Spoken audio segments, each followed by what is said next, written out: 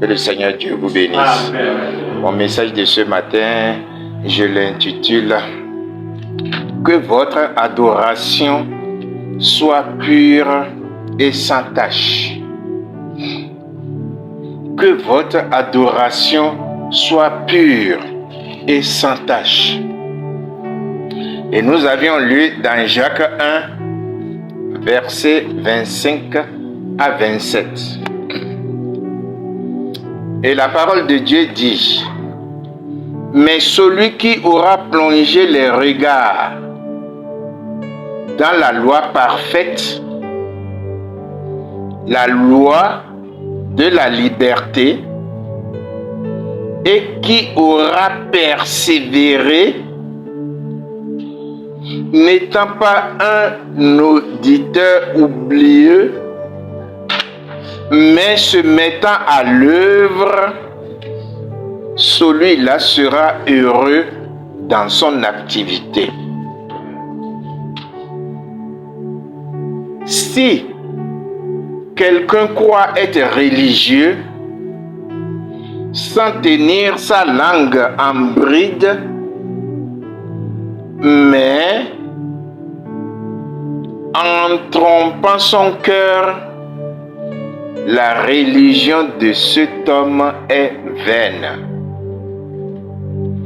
La religion pure et sans tache devant Dieu notre Père consiste à visiter les orphelins, les veuves dans leur affliction et à préserver et à se préserver des souillures du monde. Que Dieu bénisse sa parole. Vous voyez, mes amis, la parole de Dieu est claire. Elle est claire comme de l'eau limpide. Vous vous posez la question souvent de savoir comment vos activités vont marcher. Comment vos activités vont bien marcher. La réponse est là.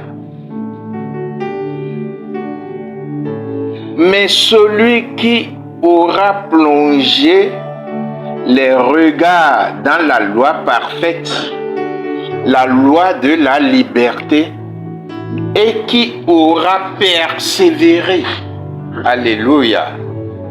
Il ne s'agit pas d'être chrétien et de le dire sur tous les toits. Il ne s'agit pas d'être chrétienne et de le dire sur tous les toits, mais il s'agit de persévérer. Et la parole continue, la parole dit: n'étant pas un auditeur oublieur, mais se mettant à l'œuvre, celui-là sera heureux dans son activité. Voilà comment vous allez prospérer. Il ne s'agit pas de compter sur un tel ou sur un tel. Non, il faut persévérer dans la parole de Dieu.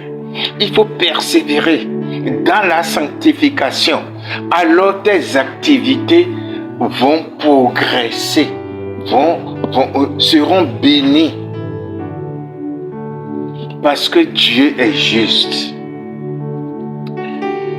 Et la parole de Dieu continue. Si quelqu'un croit être religieux, ce qui se passe souvent,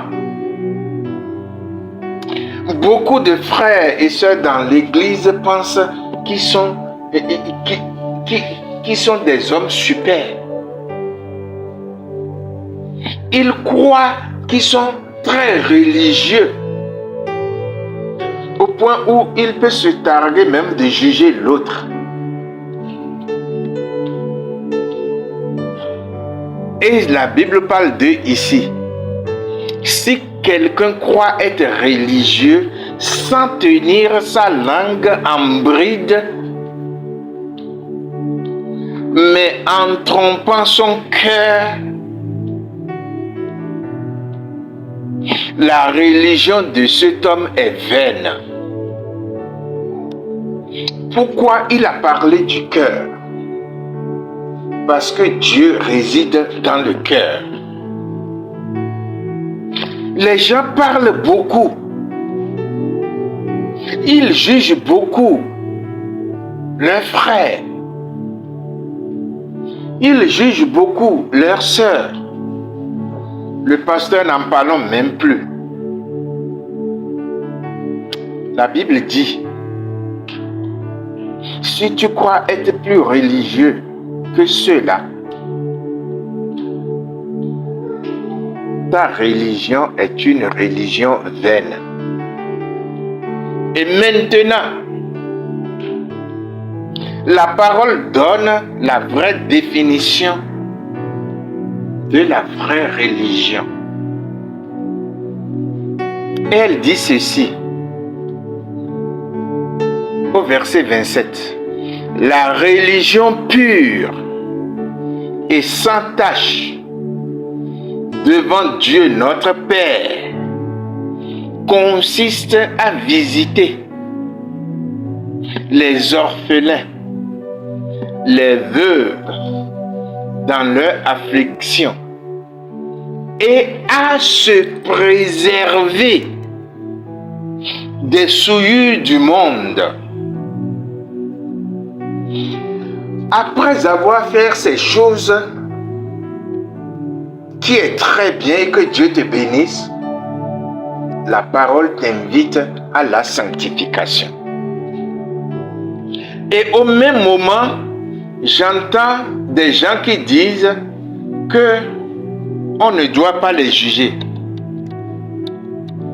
Effectivement, on ne doit pas les juger. Mais le pasteur est le gardien de la vie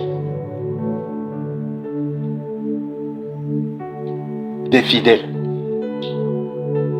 Si vous lisez bien dans votre Bible, quand le Seigneur envoie quelqu'un, il dit, va leur dire. Et si tu ne le dis pas, tu ne leur dis pas, je te demanderai leur sang. Le pasteur a obligation de vision sur la vie que tu mènes. Tu viens à l'église, bien, tu fais bien. Tu écoutes la parole de Dieu, tu fais bien.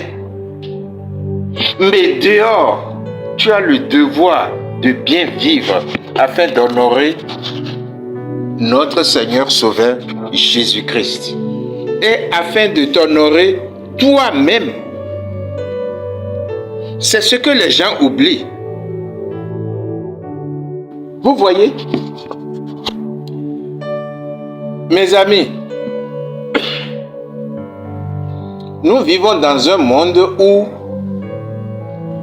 les hommes croient être plus malins que Dieu.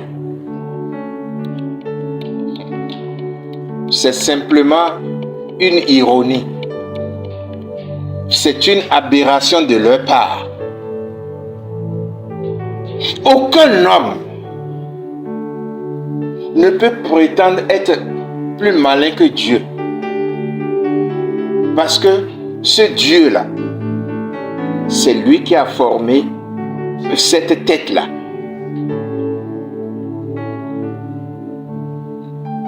Tu ne peux pas être plus malin que lui. C'est simplement de l'ironie. C'est simplement de l'aberration.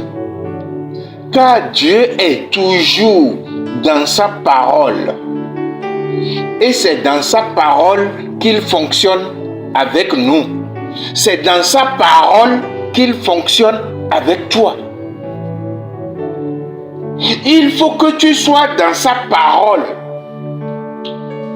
pour bénéficier de ses faveurs.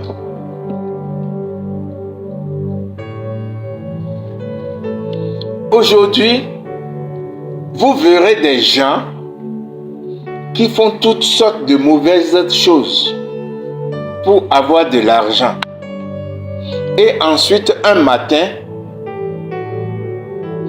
Ils deviennent généreux comme par magie. Et ils visitent les orphelins. Ils visitent les prisonniers, etc. Mes amis, qu'est-ce que c'est? C'est de la tromperie. À la limite, c'est du cinéma. C'est du tape à l'œil. Si la chose était comme ça, mais tous les riches iront au paradis.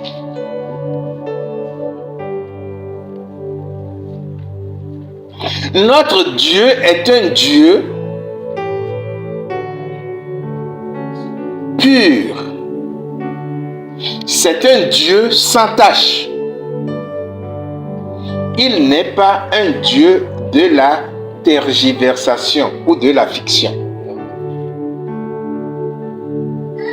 Il est un Dieu de la vérité.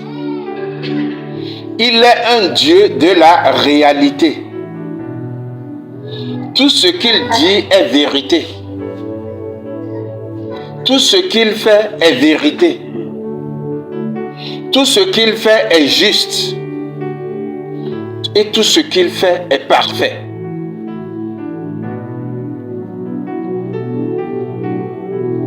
Tout ce qu'il prédit doit arriver. Parce que c'est la vérité. Alors, pour l'adorer, il faut l'adorer en esprit et en vérité. Et dans la fidélité. Et dans la transparence totale. C'est pourquoi il est un Dieu juste. L'adoration ne se fabrique pas. L'adoration ne s'invente pas. Et c'est pourquoi dans Jean 4, dans Jean 4, 24, la parole de Dieu dit, Dieu est esprit. Et il faut que ceux qui l'adorent en esprit et en vérité. Voilà la vraie adoration. Dieu ne vous a pas choisi pour que vous inventiez la façon dont vous allez adorer. Non. Il ne vous a pas choisi pour inventer quelque chose. Mais il vous a choisi pour obéir à sa parole. Donc, c'est lui qui dicte les règles. C'est lui qui vous dit, qui vous inspire de comment vous allez l'adorer. Si vous aviez ce pouvoir d'inventer quelque chose, ça veut dire tout simplement que à chaque année, nous aurons une autre façon d'adorer. Alors que la Bible déclare qu'il est le même hier, aujourd'hui et éternellement. Dieu ne change pas dans sa façon de fonctionner. Tu peux être prophète, tu peux être pasteur, tu peux être fidèle.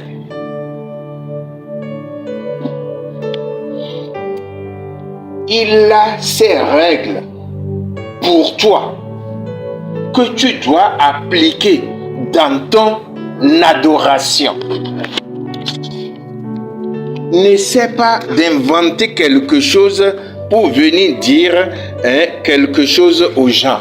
Non. Il faut toujours rester dans sa parole. Et lorsque Abraham est toujours resté dans sa parole, tout allait bien pour lui.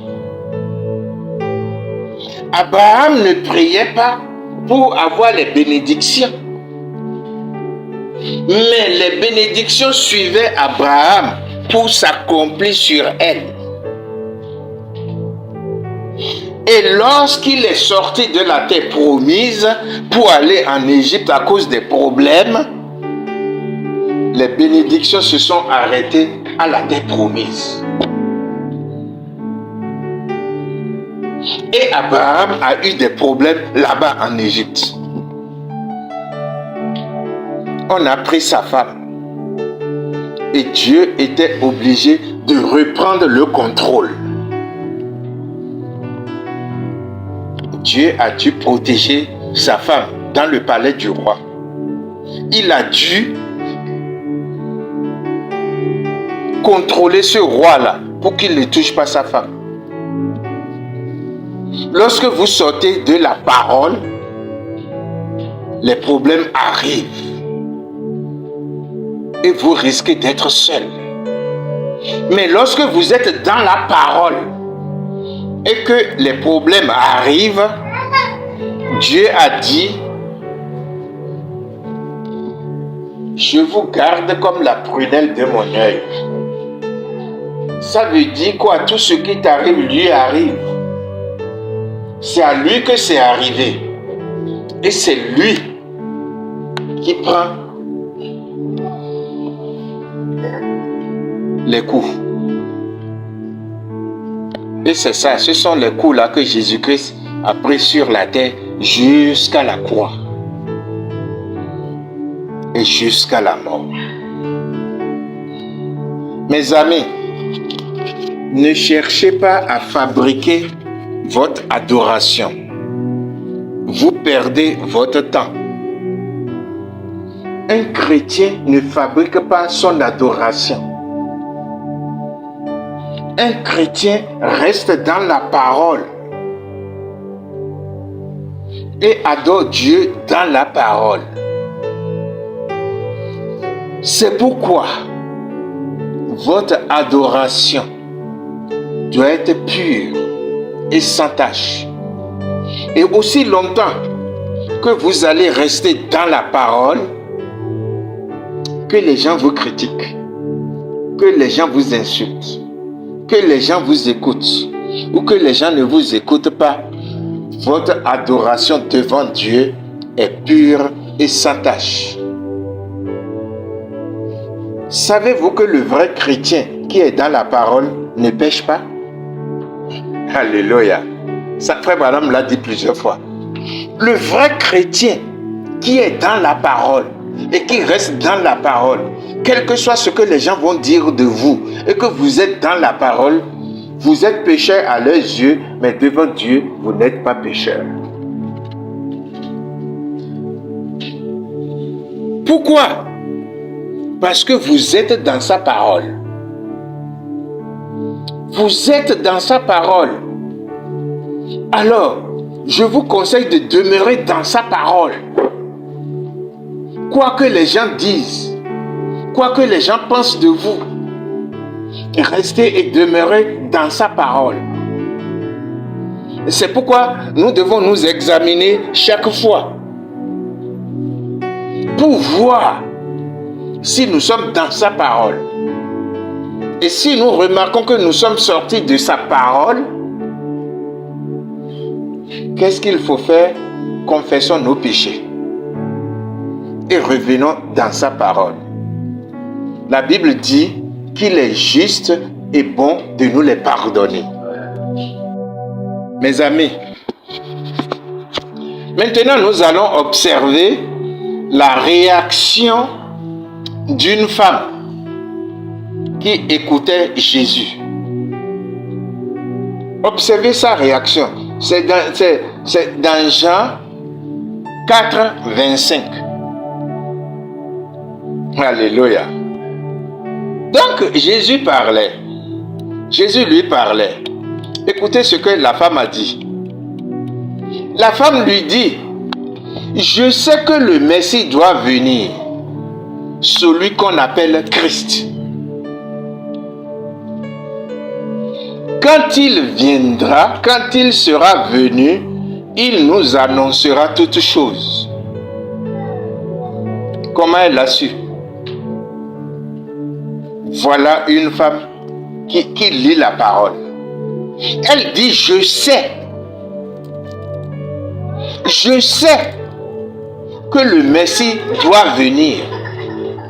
Pendant ce temps, il y a les grands docteurs à Jérusalem qui n'ont aucune idée du Messie.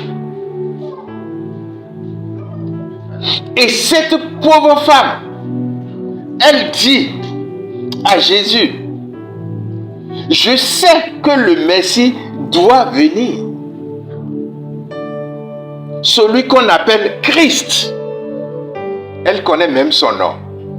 Et quand il sera venu, il nous annoncera toutes choses. Vous voyez, ce n'est pas tous ceux qui se disent docteurs, prophètes, apôtres, ainsi de suite, pasteurs, leaders religieux. Ce n'est pas eux tous qui connaissent la parole. Je connais beaucoup de gens qui passent tout leur temps à faire des aumônes, des dons par-ci et par-là. Et quand est-ce qu'ils commencent par faire ces aumônes? Après avoir détourné l'argent des contribuables. Après avoir détourné l'argent des pauvres.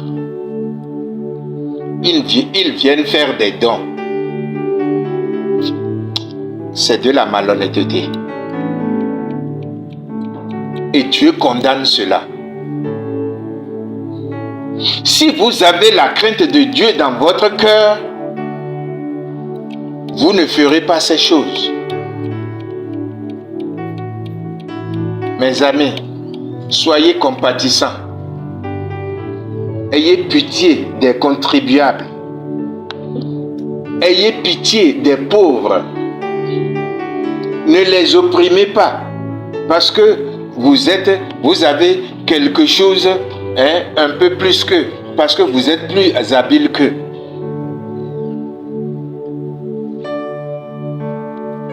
Ne faites pas ça. Parce qu'il y a un Dieu là-haut qui contrôle chaque situation et chaque individu. Il a dit dans sa parole, mon regard se promène partout. Certains pensent que je suis trop sévère. Je reçois les coups de fil. Certains pensent que je me fais trop chrétien.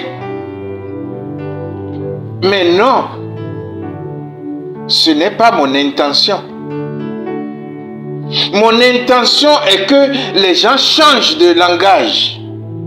Mon intention est que les gens changent de comportement. Mon intention est que les gens changent de vision.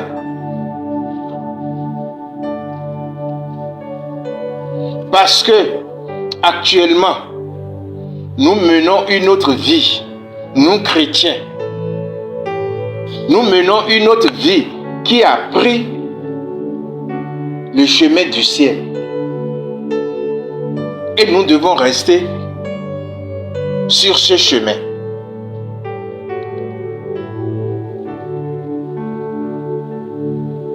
Ne soyez pas malhonnêtes. Ne soyez pas paresseux. Vous voulez faire du bien, que Dieu vous bénisse. Vous voulez faire des dons pour les prisonniers, pour les malades, pour les veuves, pour les orphelins. Que Dieu vous bénisse. Mais faites cela sur la base du travail que vous aviez fait. Sur la base de la sueur de votre front.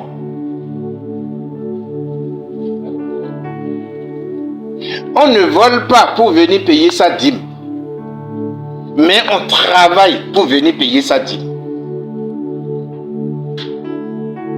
Si tu vas voler, si tu vas faire quelque chose de louche et que tu amènes ta dîme, Dieu sait comment tu as eu cet argent. Les bénédictions n'accompagneront pas ce que tu as fait. Mais tu te trompes toi-même dans ton cœur. Et tu diras que j'ai fait ceci, j'ai fait cela. Les gens souvent pensent qu'ils trompent Dieu. Vous ne pouvez pas tromper Dieu. Vous ne pouvez pas vous moquer de Dieu.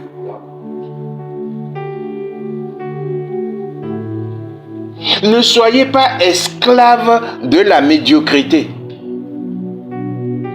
Dieu vous a affranchi de toutes ces choses. Dieu lui-même a travaillé pendant 600 ans, pendant 6000 ans, avant de se reposer. Il a travaillé pendant 6000 ans, sans relâche, avant de prendre sa retraite. Alléluia. La Bible demande à ceux qui ne veulent pas travailler qu'ils observent la fourmi.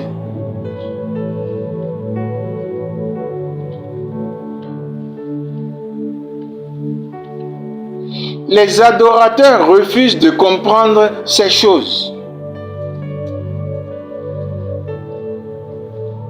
Tout ce qu'ils veulent, c'est que vous acceptez ce qu'ils amènent.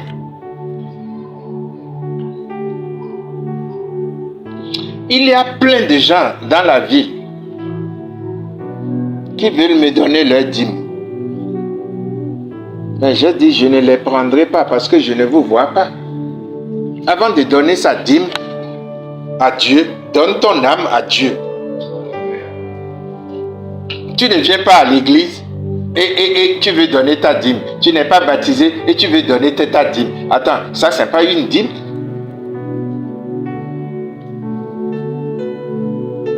J'ai refusé et je continue de refuser. Quelqu'un a dit, je n'ai jamais vu un pasteur qui refuse de l'argent.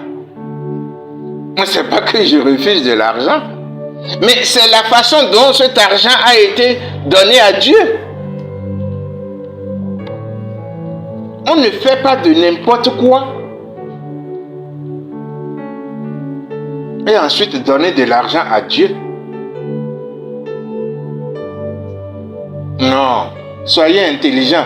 Il a dit dans sa parole, la richesse m'appartient. Il a dit dans sa parole, à moi l'or et l'argent. Il a dit à ceux qui lui égorgeaient des animaux, il dit, mais tous les animaux m'appartiennent. Ce que Dieu réclame de vous ce matin, c'est votre sanctification. La sanctification de l'esprit, la sanctification de corps, la sanctification de votre cœur.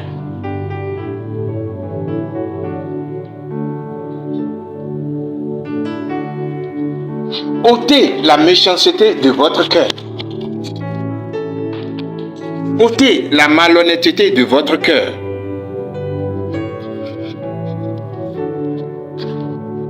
Et vous allez voir. Dieu n'est pas loin. Hein? Non, Dieu n'est pas loin. Il est juste à côté de nous. Il attend juste qu'on se mette en ordre. Et qu'il rentre dans notre vie. Parce que l'autre caractère de Dieu, c'est l'amour. C'est pourquoi on dit que Dieu est amour. Mais il dit dans sa parole, je ne désire pas la mort du méchant. Ce que je désire est qu'il change.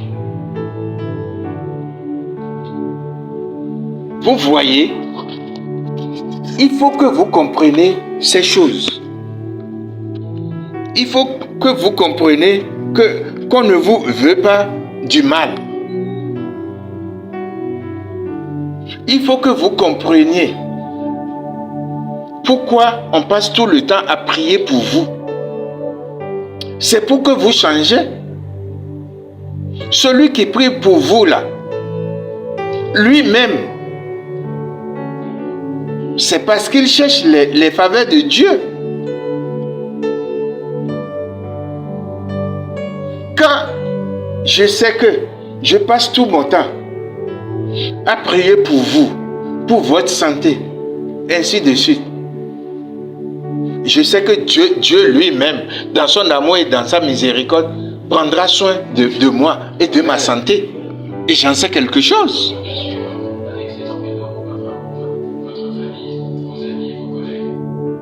Vous n'aviez pas besoin de fabriquer quelque chose. C'est pourquoi Frère Branham a dit, afin que vous n'ayez pas de problème, répétez seulement ce que j'ai dit. Répétez seulement ce que j'ai dit. Comme ça, vous n'aurez pas de problème devant Dieu. Parce que chacun rendra compte de sa vie, de la vie qu'il a menée ici-bas, pour la gloire de son nom. Parfois, les gens adorent mal Dieu sans le savoir. Les vrais adorateurs doivent comprendre que leur vraie adoration doit être pure et sans tache devant Dieu.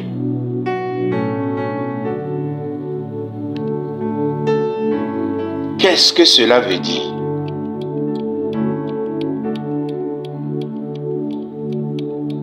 Nous tous, nous proclamons que nous sommes chrétiens.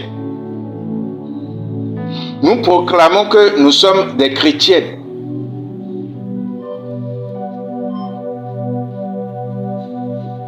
Alors, celui qui se proclame être chrétien ou être chrétienne doit avoir du travail ou bien doit chercher du travail. Si tu cherches du travail et que tu ne trouves pas, alors on comprendra. Mais Dieu est au contrôle. Il est fidèle et bon pour te donner ce travail. Parce qu'il sait que à travers ce travail, tu vas donner ta dîme. Tu vas supporter son œuvre. Dieu ne nous donne pas du travail pour que nous puissions nous dominer les uns les autres. Dieu nous donne du travail afin que nous puissions nous aider les uns les autres. Et c'est de cette façon qu'on saura que tu es chrétien, que tu es chrétienne. Jésus-Christ a dit à ses apôtres, afin que les gens sachent que vous êtes les miens, aimez-vous les uns les autres. Priez les uns pour les autres.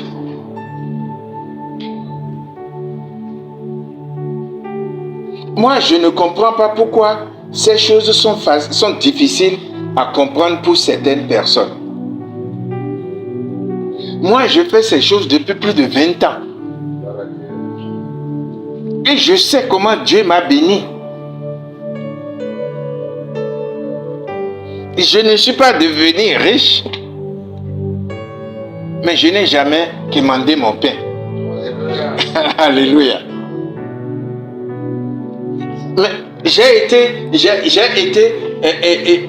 je suis tombé malade gravement 2 fois dans ma vie. Et celles qui sont témoins, c'est ma femme et ma fille. Je suis tombé comme un sac de maïs. Je ne peux même pas bouger. Et on m'a amené à l'hôpital.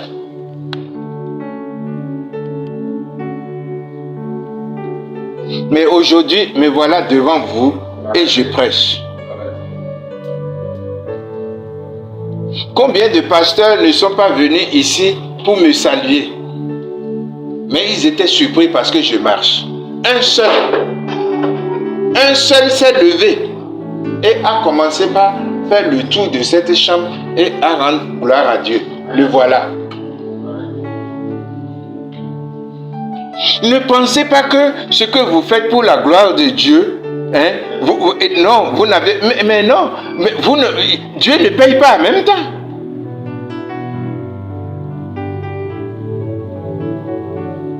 Dieu nous fait beaucoup de choses. en ce moment même. Et on ne sait pas. Mais il dit que avant même que vous priez, je sais ce dont vous aviez besoin. À plus forte raison, tu fais les bonnes choses. Je suis désolé de vous parler comme ça. Quand ce message va faire le tour du monde, et d'ici la fin de la semaine prochaine,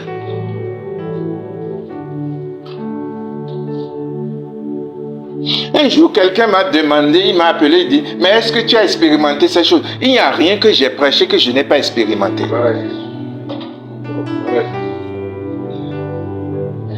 J'ai été méchant exprès. Je l'ai payé. J'ai été très bon. J'ai vu le résultat. Le gars est là. Comme tu le dis, pasteur. Maintenant, j'ai choisi. J'ai dit, ok. Seigneur, à partir d'aujourd'hui, je priais pour tous tes enfants.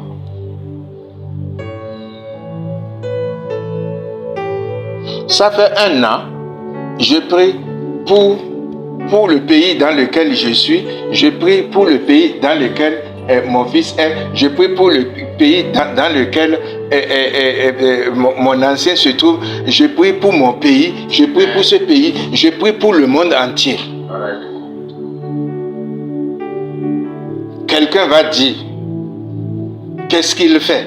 Mais Dieu sait ce que je fais. Quand je finis de prier pour vous et je vois j'ai encore le temps, qu'est-ce que je fais? Je prie pour ce pays. Je prie pour le Mali. Je prie pour le Niger. Je prie pour le Burkina. Je prie pour... Mais regardez, la dernière fois, les femmes qu'on a kidnappées, quand j'ai appris qu'on les a... Mais quand j'ai appris qu'on les a kidnappées au Burkina, j'ai prié pour elles. J'ai dit, Seigneur, fais quelque chose en leur endroit. 2 jours plus tard, on les a attrapées. Et maintenant, elles sont libres. Mais ces choses-là, c'est des gains pour moi. Amen. Je vous en prie, faites ces choses et vous allez voir comment votre vie sera. Prenez position pour les autres. Vous pouvez clasher avec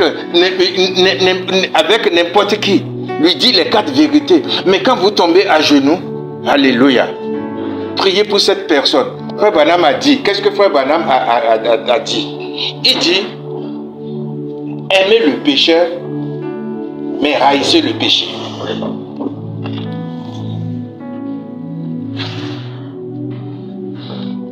Si vous ne priez pas pour les autres, pour ceux que vous ne connaissez pas, la Bible dit, vous ne faites rien d'extraordinaire.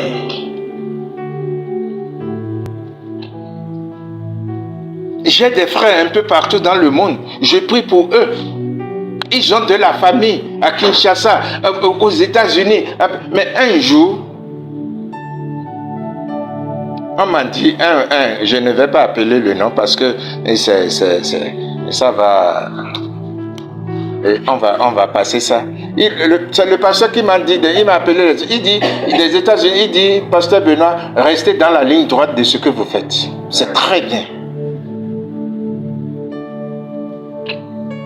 Essayez de prendre position pour les autres et vous allez voir. Ils n'ont qu'à vous critiquer. Ils n'ont qu'à parler mal de vous. Ils n'ont qu'à vous insulter. Mais vous restez et vous demeurez plus que vainqueur. Et c'est là une religion pure, sans tache, devant Dieu. Parce que notre religion ne vaut rien si c'est seulement devant les hommes. Mais notre religion a du crédit lorsque Dieu apporte son approbation. Amen. Voilà pourquoi il a dit à son prophète, j'ai trouvé un enfant selon mon cœur. et cet enfant, c'est David. Et pourtant, lorsque vous regardez, le même David a voulu lui construire un temple. Et il a dit non, ce ne serait pas toi. Parce que tu as coulé trop de sang. Mais ce serait quelqu'un qui vient de ton sein, ton fils. Au même moment qu'il dit que David est un enfant selon son cœur, au même moment, il refuse que David lui construise un temple.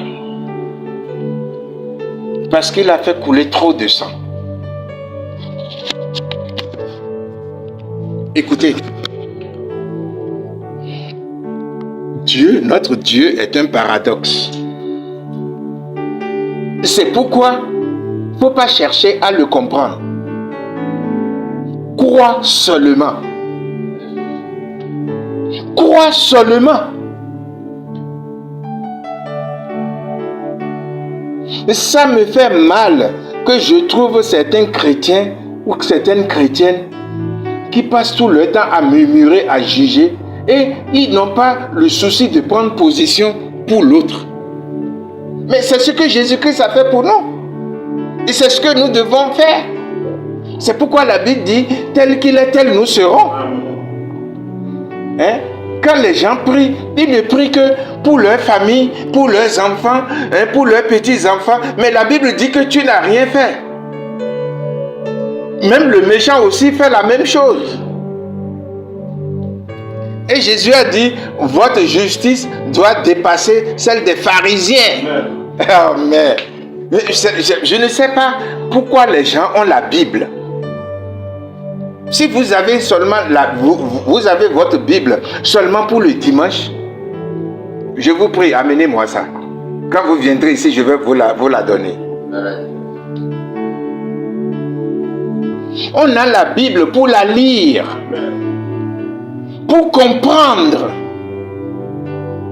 pour se ranger derrière la Bible, se ranger du côté de Jésus. Oh! Vous voyez, à chaque fois que je vais chercher un frère et que je passe vers le cimetière, je reconnais ce que Dieu m'a fait.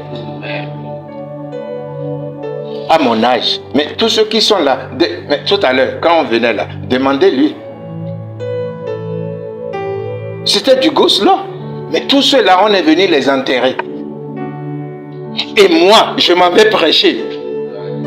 Mais ça suffit pour que je dise merci Seigneur, merci Seigneur, merci Seigneur, merci Seigneur, merci Seigneur, merci Seigneur, merci Seigneur.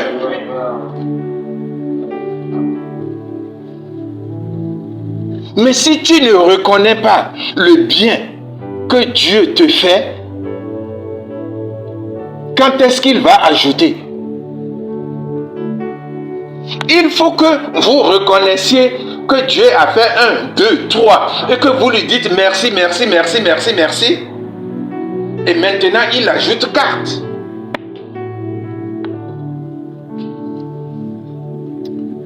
Mes amis,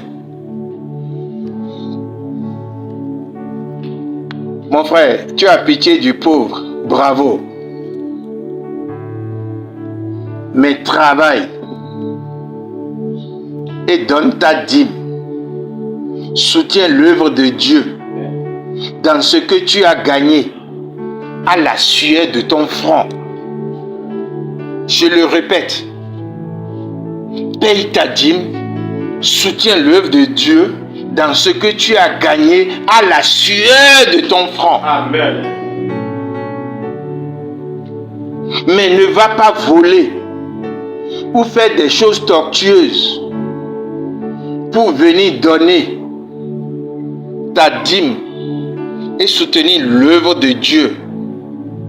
C'est de la malhonnêteté. Tu es et tu restes et tu demeures malhonnête jusqu'à ce que tu changes ta façon de fonctionner avec Dieu. Dieu n'aime pas de telles pratiques. Les gens sont hypocrites dans leur adoration, dans la gestion de leur vie spirituelle.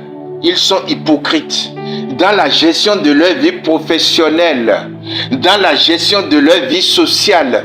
Ils sont hypocrites. Tout pour moi, rien pour les autres. Ça, c'est de l'hypocrisie. Tout pour les autres et moi. C'est pourquoi tu dois prendre position pour eux. Tu dois prier pour eux.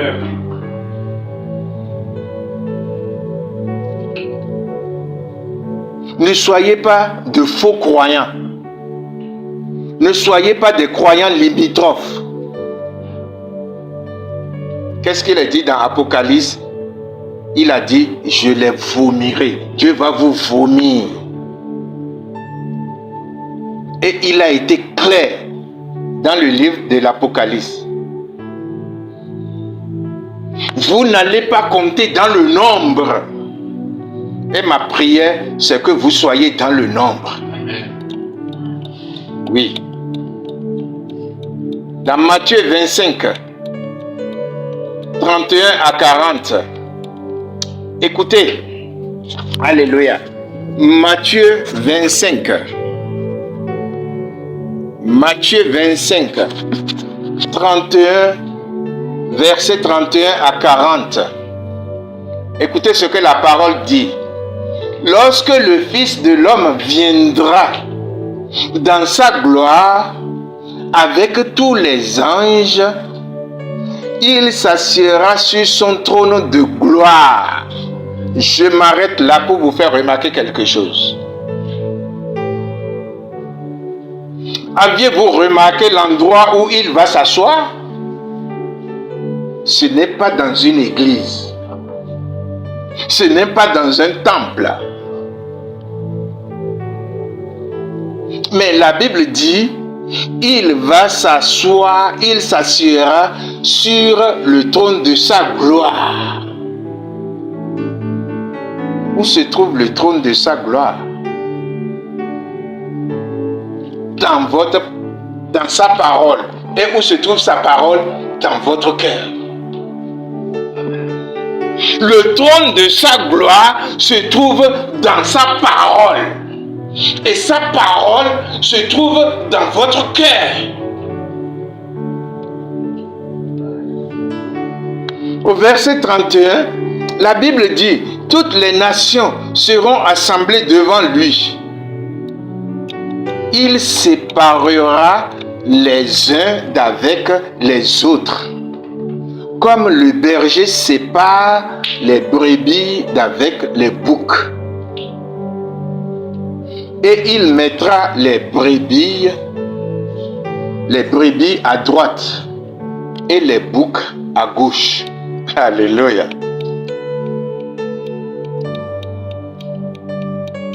Alors, le roi dira à ceux qui seront à droite, venez, vous qui êtes bénis de mon Père, prenez possession du royaume qui vous a été préparé dès la fondation du monde.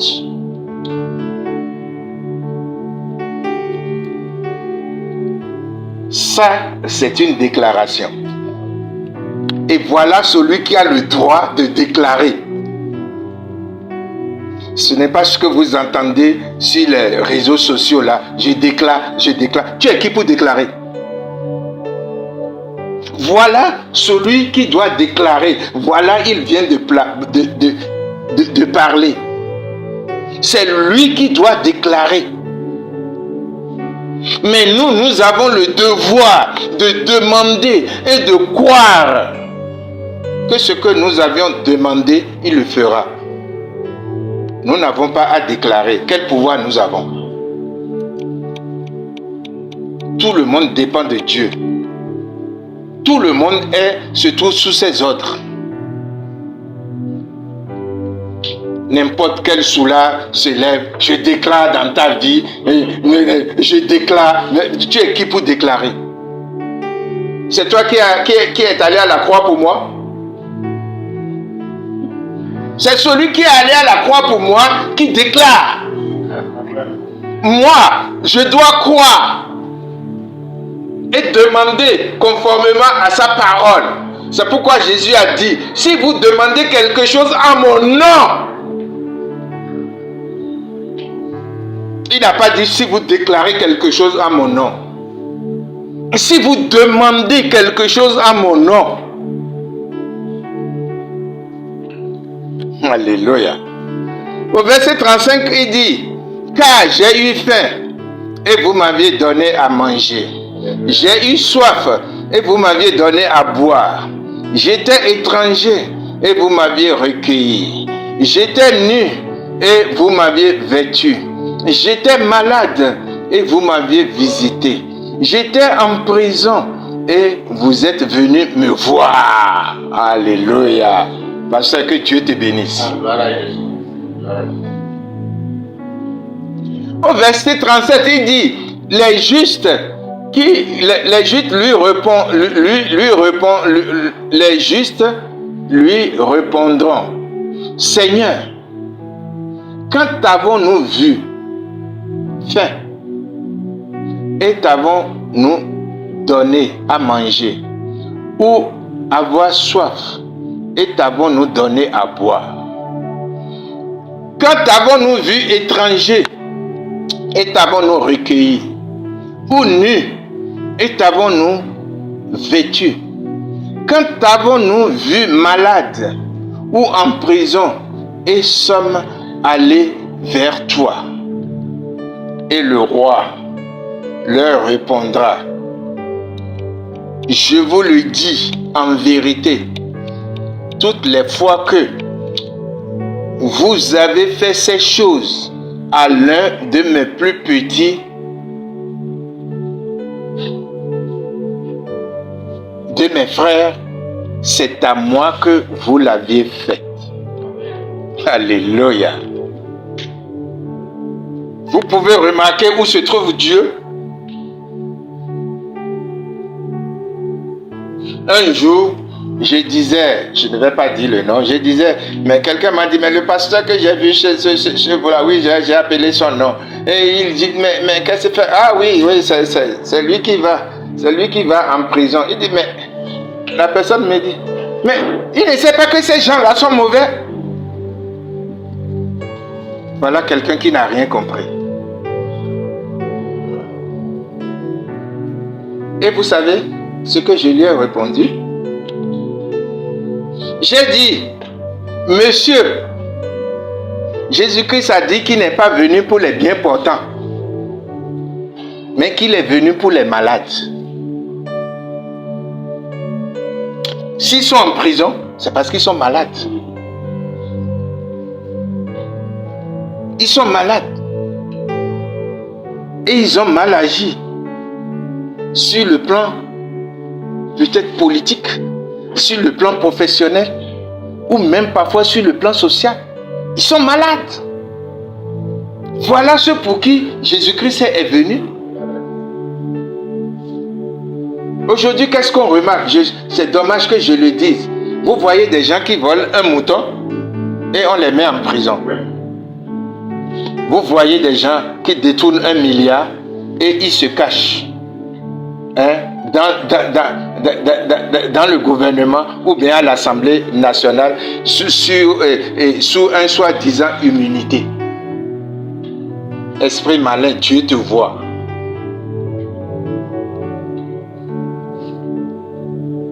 Non, ne changez pas ne manquons pas de cible.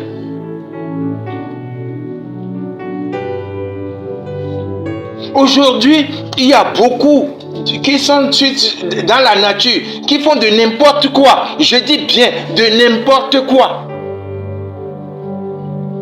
Et ils construisent des églises. Mais qu'est-ce qui va rentrer dans ces églises?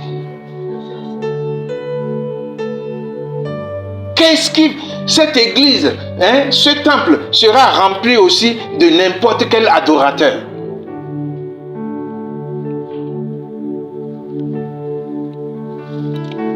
Si vous voulez glorifier Dieu, glorifiez-le d'une manière sincère. Glorifiez-le d'une manière honnête. Mes amis, voilà pourquoi je ne cours pas derrière les gens pour faire l'œuvre de Dieu. Ce qui me tombe dans la main, c'est ce que je faisais avant. C'est avec ça que je travaille. Ce qui me tombe dans la main, c'est ça que je remets à mon frère. Il est suffisant pour pouvoir à son œuvre.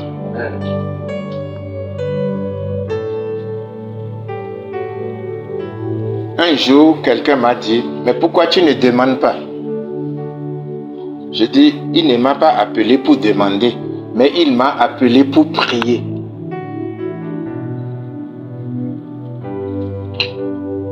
Et dans la même semaine, un frère m'a dit à Kinshasa, depuis Kinshasa, il m'a envoyé un message. Il dit, pasteur, je suis sûr que le Seigneur enverra des gens qui vont te soutenir. Alléluia. J'ai dit, mais voilà le amen de ma prière. Les gens attendent que tu leur demandes. Mais est-ce que quelqu'un te prie pour que tu ailles travailler?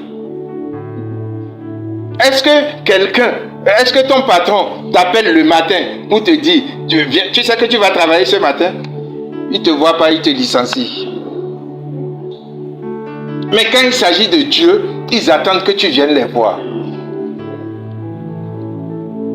Mes amis, j'apprécie tous les biens que vous faites pour que nous puissions visiter les malades, les prisonniers, les orphelins, les veuves. Merci, que Dieu vous le rende au centuple. Mais, cependant, d'où vient votre argent? Bien que les temps soient difficiles, soient durs pour tout le monde, je vous demande une et une seule chose. Essayez d'être honnête. C'est là une religion pure et sans tache.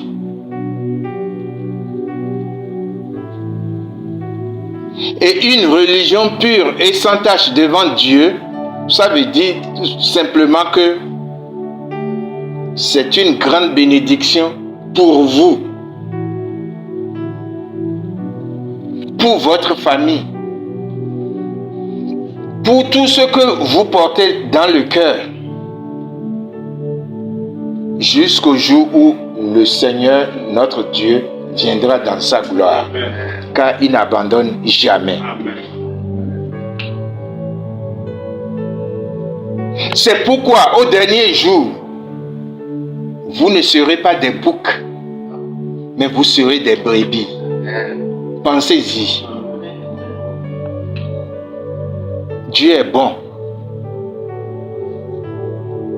Il est bon et il n'a jamais manqué de bénir quelqu'un qui a fait quelque chose pour la gloire de son nom.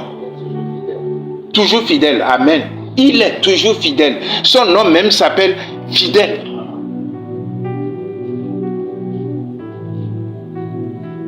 Lorsque vous voulez que Dieu vous accorde ses faveurs, vous devrez absolument prier pour les autres. Et les autres dont je parle, il faut que cela aille au-delà de votre épouse, de votre mari, de vos enfants, de vos petits-enfants. Il faut que cette prière-là aille en faveur de tous ceux qui ne vous connaissent pas.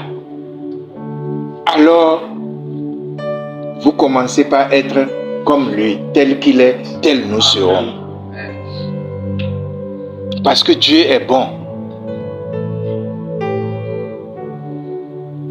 Participez à sa gloire d'une façon remarquable. Il faut qu'on sache que vous aviez pris position pour quelqu'un qui ne vous connaît pas.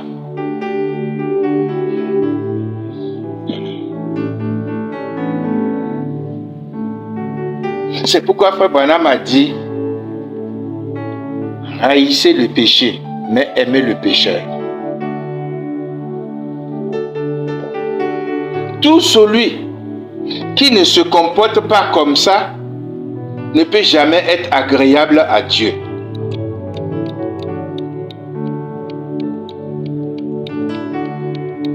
Les gens pensent que c'est seulement en priant, ah oui, je prie pour ma femme, je prie pour mon gendre, je prie pour ceci, je prie pour... Et c'est fini, tu te tais, tu dis amen, tu vas au lit.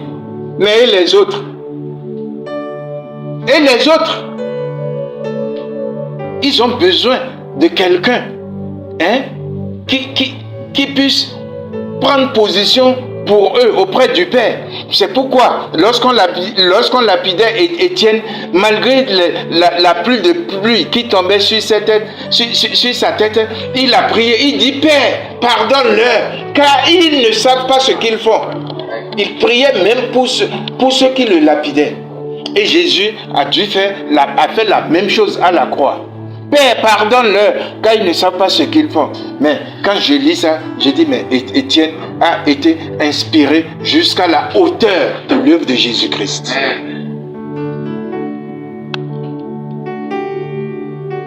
Mes amis, beaucoup se trompent sans le savoir.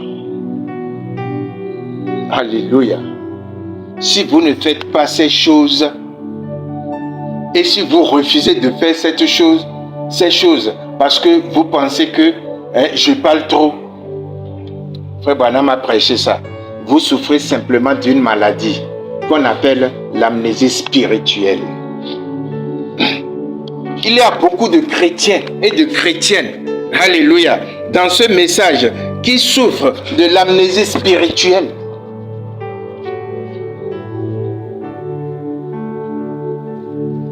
Frère Branham a prêché ça. Que Dieu nous en garde. Dans Proverbe 19, 17, il est dit, celui qui a pitié du pauvre prête à l'Éternel, qui lui rendra selon son œuvre. Écoutez bien ce que le proverbe a dit. Celui qui a pitié du pauvre prête à l'Éternel, qui lui rendra selon son œuvre. Et dans 1 Jean 3,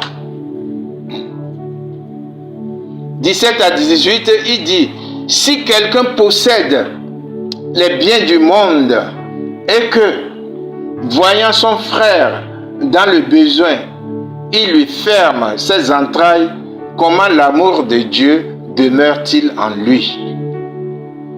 Petits enfants, n'aimons pas en parole et avec la langue, mais en action et avec vérité. Alléluia.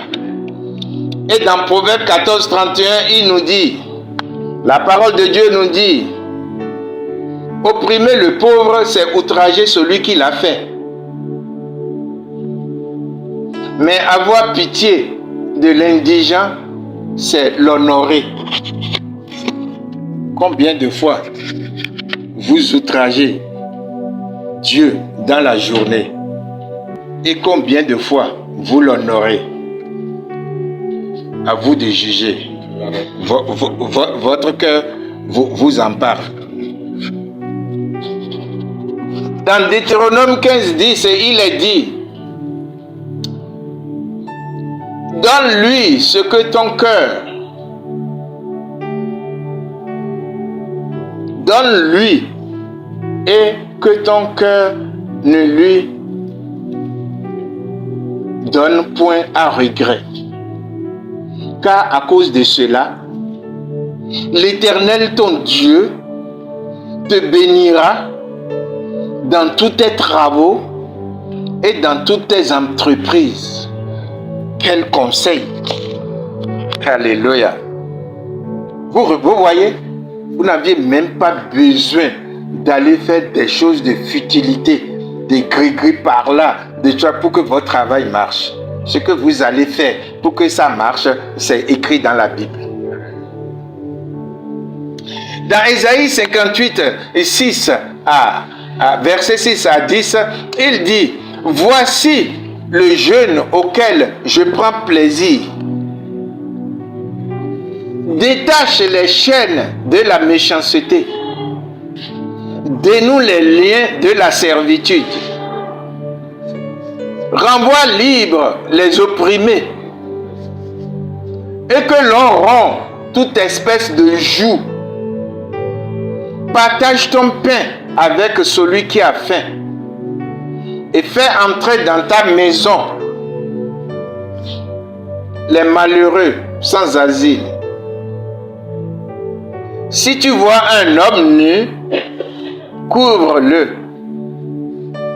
et ne te détourne pas de ton semblable. » Lisez la suite.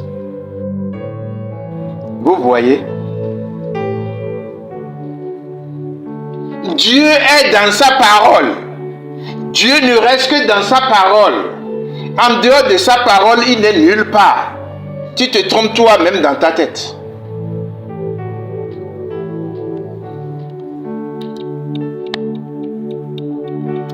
Dans Acte 20, 31, écoutez, la parole de Dieu dit, « Je vous ai montré de toute manière que c'est en travaillant ainsi qu'il faut soutenir les faibles et se rappeler les paroles du Seigneur, qui dit lui-même, « Il y a plus de bonheur à donner qu'à recevoir. »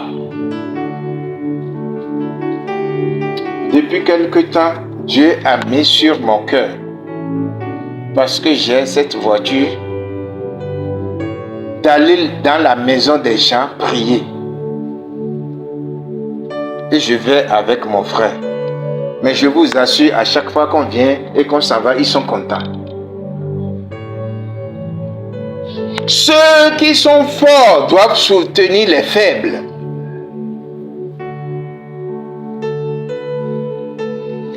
Dans Proverbe 22, 9, la parole dit, « L'homme dont le regard est bienveillant sera béni, parce qu'il donne son pain aux pauvres. »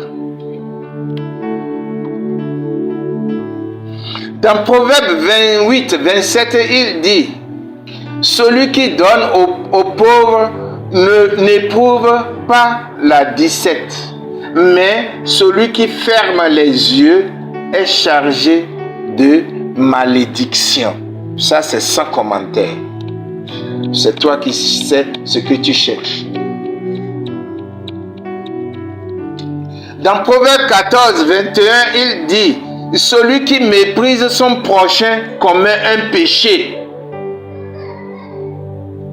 Mais heureux celui qui a pitié des misérables. » Sans commentaire, mes amis. C'est toi qui cherches, c'est toi qui sais ce que tu veux. Dans Matthieu 19, 21, la parole dit, Jésus lui dit, « Si tu veux être parfait, va, vends ce que tu possèdes, donne-le aux pauvres et tu auras un trésor dans le ciel. Puis viens et suis-moi. » Amen. Ceux qui ont mal compris ont dit que, mais il était pauvre, il était riche et il va devenir pauvre. Ça, c'est Dieu mal compris. La vérité dans cette déclaration de Jésus-Christ, ça veut dire tout simplement que ton cœur ne s'attache pas à tes biens. Parce que c'est grâce à Dieu que tu as ces biens. Si ton cœur s'attache à ces biens, alléluia, là où est ton cœur, là est ton adoration.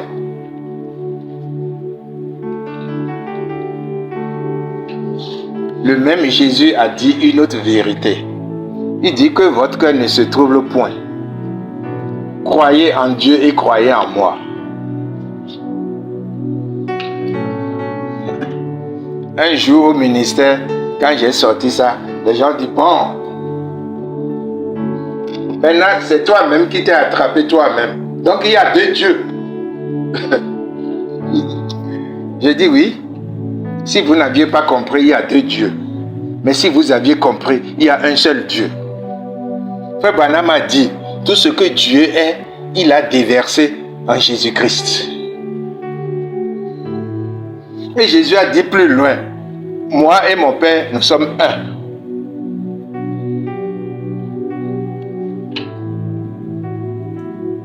Mes amis, je ne vous demande pas de trop réfléchir. Tout ce que je vous demande ce matin, croyez que Dieu est bon. Et il est bon avec vous aussi. Il est bon avec vous. Dans votre santé, dans votre prospérité, dans votre vie professionnelle, dans votre vie sociale. Et il ne permettra jamais que la honte soit pour vous. Prions. Merveilleux Père, nous te louons, nous t'adorons, nous te rendons gloire. Nous te remercions, Seigneur, de nous avoir gardés jusqu'à cette heure-ci. Toi qui dis un seul mot, Seigneur, et nous tous, nous serons parfaits comme notre Père Céleste est parfait. Bénis-nous, sanctifie-nous, fortifie-nous. Ne permets jamais, Seigneur, que nous quittions, Seigneur, cette voie-là que Jésus-Christ a laissé, a tracé pour nous.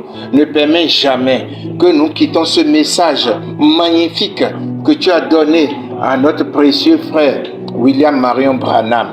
Mais garde-nous, Seigneur, garde notre cœur, transforme notre cœur, ô Dieu Tout-Puissant. Change-nous, Seigneur, fais que nous ayons une autre vision, fais que nous ayons une autre pensée, fais que nous nous aimons les uns les autres, fais que nous prions les uns pour les autres, fais que nous prions toujours pour le pays dans lequel nous sommes, fais que nous prions, Seigneur, pour tous les autres pays qui sont sur cette terre, car, Seigneur, ils ne savent pas ce qu'ils font. Au nom de Jésus-Christ, Père, j'ai prié. Merci, Seigneur. Merci, Jésus.